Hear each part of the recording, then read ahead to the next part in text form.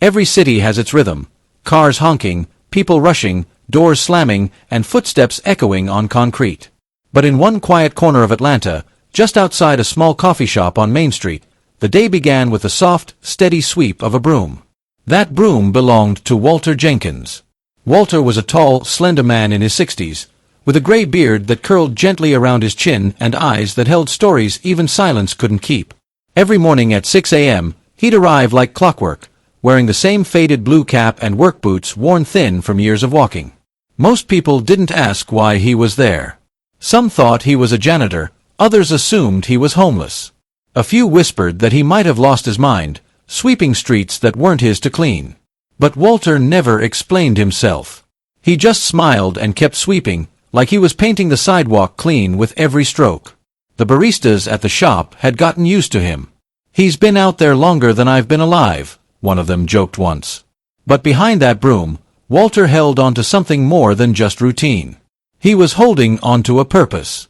You see, Walter used to be somebody else entirely. Before the broom, before the sidewalk, and before the city forgot his name, Walter was Mr. Jenkins, a beloved history teacher at Roosevelt Middle School. He taught 8th grade students with a passion so real, it lit up the whole classroom. He told them stories that made the past feel like it was alive. He coached the basketball team, stayed after school to tutor struggling kids, and made sure no student ever felt small or forgotten. His favorite saying, "History ain't just about the past. It's about making sure we write a better story today." Walter and his wife Ruby shared a small, cozy house. They never had kids of their own, but Walter said his students were more than enough family for them. Then, one rainy night, everything changed. Walter and Ruby were driving home from a school event when a speeding truck ran a red light. The crash was instant. Ruby died on impact. Walter survived, but just barely. His back was broken. His heart shattered. And his world stopped spinning. He spent 6 months in recovery, battling both physical pain and the storm inside his mind. When he finally returned home, the halls of Roosevelt felt too quiet, too hollow without Ruby's laughter waiting at the end of the day. He tried going back, but it wasn't the same. His injury made teaching difficult. His spark had dimmed. So, after 22 years of teaching, Walter walked away from the only life he knew. He faded from the world slowly, like a song losing volume. Bills piled up. Friends moved on. The city moved faster than he could keep up with.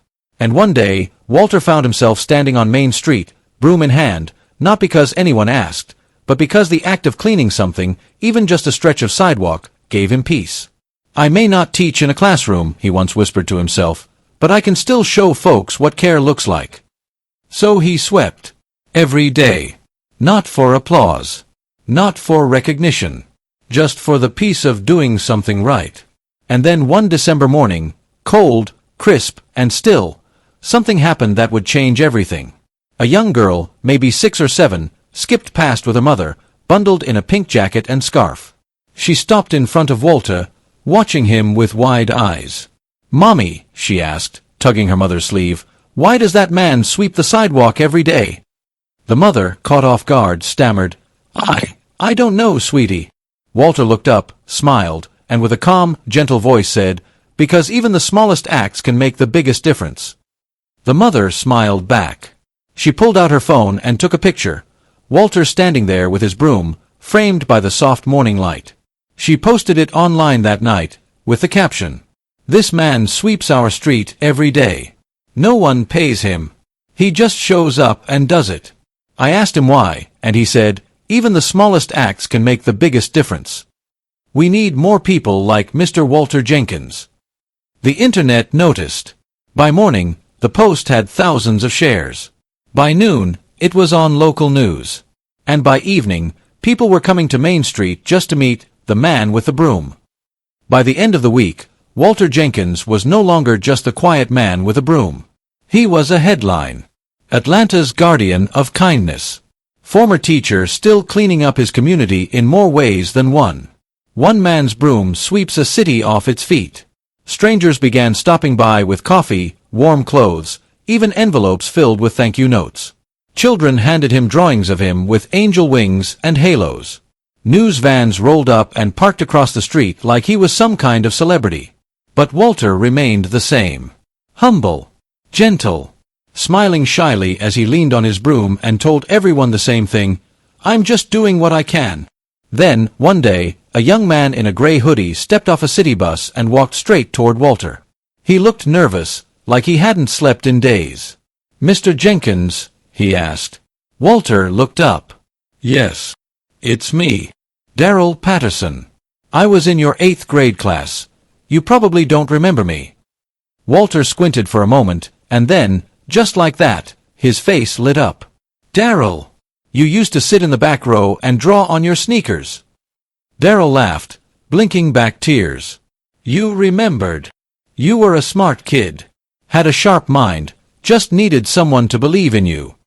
Darrell nodded slowly. "You were that someone. I never told you, but you changed my life. I dropped out of high school after my mom passed. Got into some trouble. But the one thing that always pulled me back was remembering how you used to talk about legacy, about doing something meaningful. I work for a non-profit now. We help kids find mentorship programs." Walter was quiet for a moment. Then he said softly, "Sounds like you became the man you were meant to be." Darrell pulled out his phone. "I started a GoFundMe for you yesterday. Just wanted to raise enough for you to get a decent place to live. But it kinda blew up. We've raised over $150,000 in 2 days." Walter froze. His broom slipped slightly in his hand. What?" he stammered. "You're not invisible anymore, Mr. Jenkins. The whole city sees you now." That night, Walter didn't sleep. He lay on his small cot, staring at the ceiling of his tiny studio apartment, thinking about Ruby. She always believed in dreams. The next morning, Walter didn't go to the sidewalk right away. He took a walk instead, to an abandoned building 2 blocks away that used to be a community library. Its windows were boarded up. The steps were cracked. But to Walter, it looked like hope waiting for someone to unlock it. With help from Darrell's nonprofit, local volunteers, and a growing wave of support, Walter used part of the funds to reopen the library. He called it the Ruby Jenkins Learning Center. It wasn't just a name. It was a promise. The library opened 6 weeks later.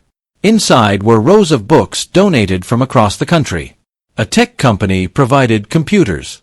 A small reading room was named after Walter's late wife, with a plaque that read, "For Ruby, who believed that every child deserved to be seen." Every week, kids from the neighborhood poured in. Some came for homework help. Others came for the free snacks or internet access. But all of them left with something more, a sense of being cared for. A sense of possibility.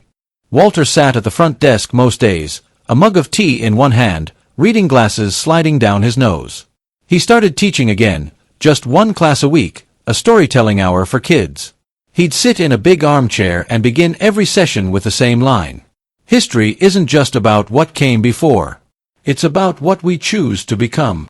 And though he no longer swept the sidewalk every morning, he still kept the broom, mounted on the wall of the library. A symbol of where it all began.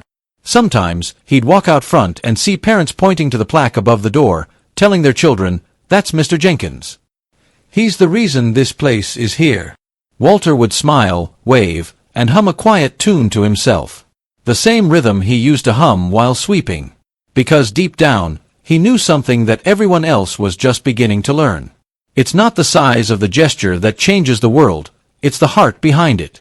Sometimes, the quietest people do the loudest good. Walter Jenkins didn't ask for recognition.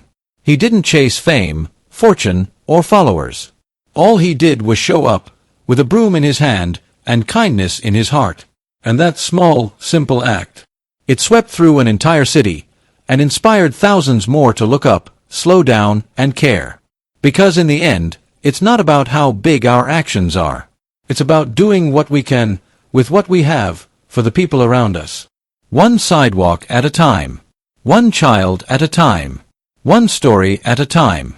If this story touched your heart, don't forget to like, share, and subscribe for more real-life stories that remind us of the good still left in the world.